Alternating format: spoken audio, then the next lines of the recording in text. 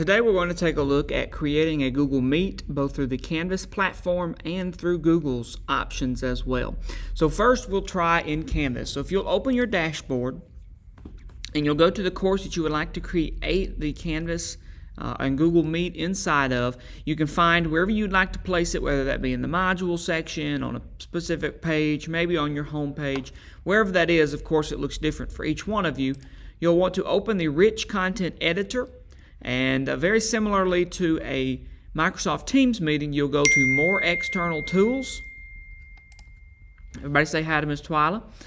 You'll go to More External Tools, Google Hangouts Meet, and then you can go down to Grant Access. When you click Grant Access, it's going to ask which account you want to add. If you have more than one account signed in, then it would ask you, of course, for which account you would like to use.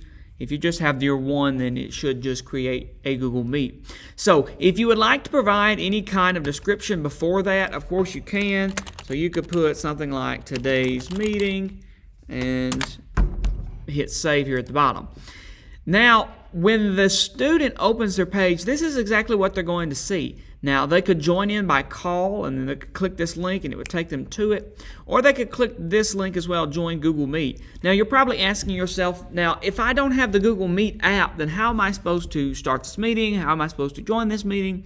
It's actually the same for you. So when you create this Google meeting, you will now just do the same as a student. You'll click right here, and because you generated the meeting with your account, as soon as you join it, it will also join with your account, meaning you'll be the host.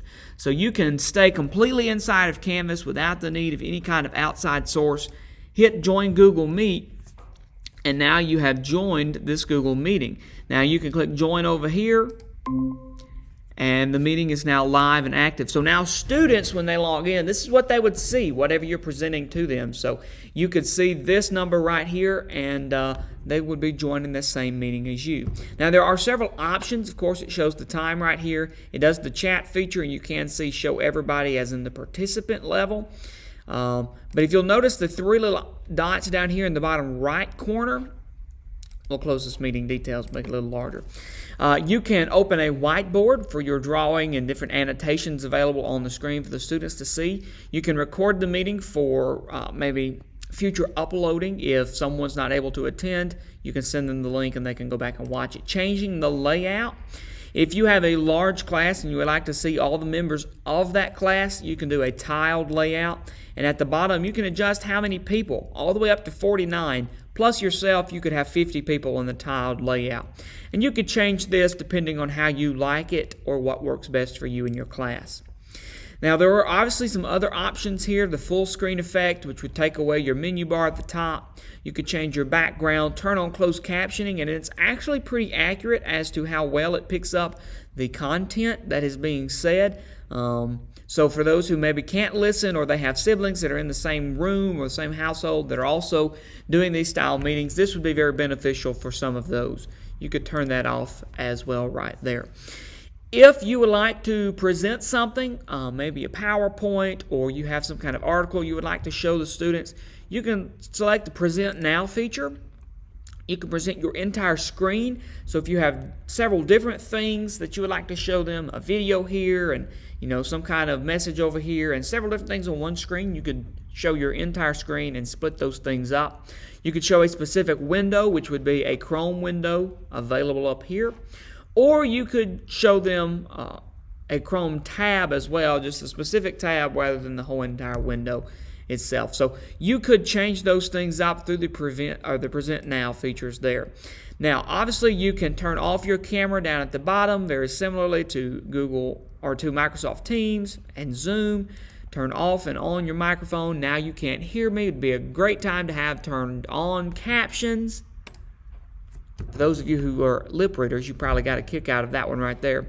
Meeting details, if you have students who have not joined yet and you would like to send them a remind message or maybe some type of Google Hangouts message, you can copy your joining info and shoot that message out, whether that be in an email, text message, or whatever the form or case could be. So you could copy that meeting details right there, and you could send that. Now, right here it does say host controls. I do maintain host control here, And that gives me the opportunity to share my screen, gives me the opportunity to send chat messages.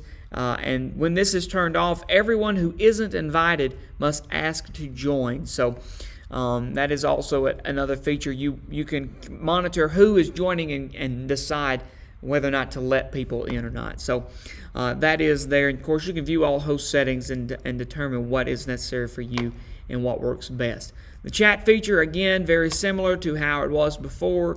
You can go in here and it is a open chat, not whatever I just typed, and you could send that through there and it would work just fine there. So Google Meet through Canvas, very simple.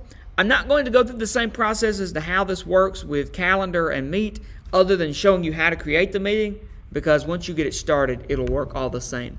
So I'm going to close this meeting out and open a new tab.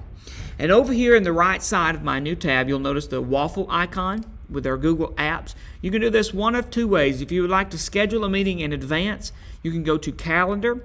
You'll do so by clicking Calendar, creating, adding the name, finding a time. Of course, you can select that right here. You'll want to select Add Meet, put in location, any kind of description, and when you hit Save, now it's going to add that to your calendar, and you can see right here that I've got calendar meetings right there.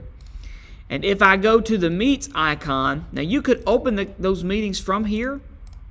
If I wanted to click there, I could do Join the Meet, or I could go back to the waffle icon, the Google Meet button, and now you'll see which meetings I have pending, which ones are open or available for me to join here shortly.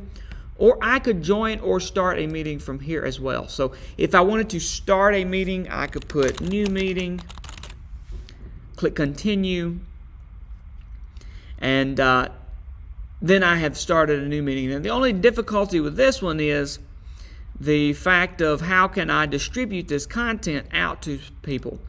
When I click Join Now, you will want to copy this joining information or add the people to it. So copying it and again sending it to Canvas, sending it to email, sending it however you would like to, or you could just add people. So I could add Zach, and I could add Dylan, and I could add Garrett, and I could send them all an email immediately, and it would send them that invite, so now they could join this meeting for me. And of course, it's as easy as clicking Leave Call, and now you can return to the home screen and see which meetings you have coming up. I hope this helps when you begin to develop Google Meet and get this started in your virtual classroom.